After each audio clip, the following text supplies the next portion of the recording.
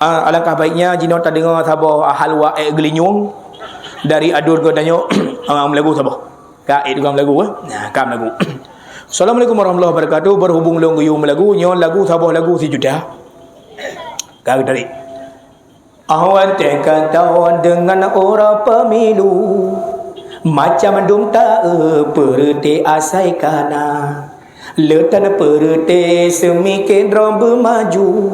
nasina dum tak perte asai kana nasina dum tak perte asai kana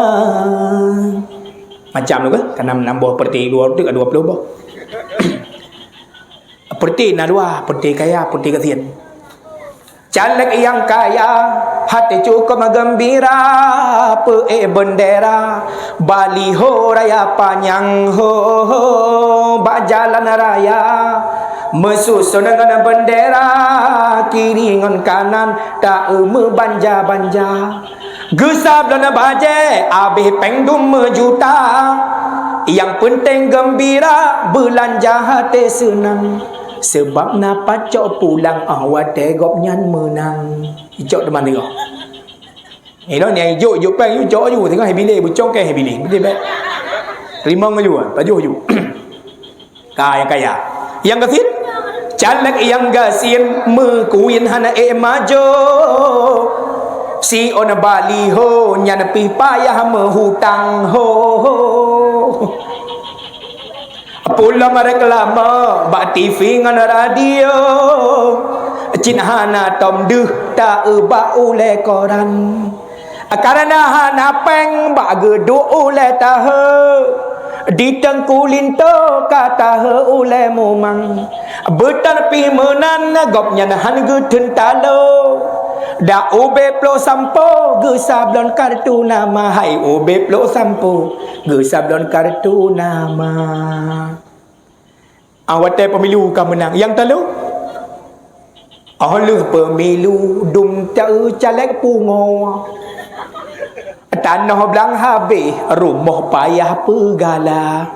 lumongan ite manok kameng Bandung habis yang lepas tan sedih ke caleg tan suara yang lepas tak palih tim ses hana kerja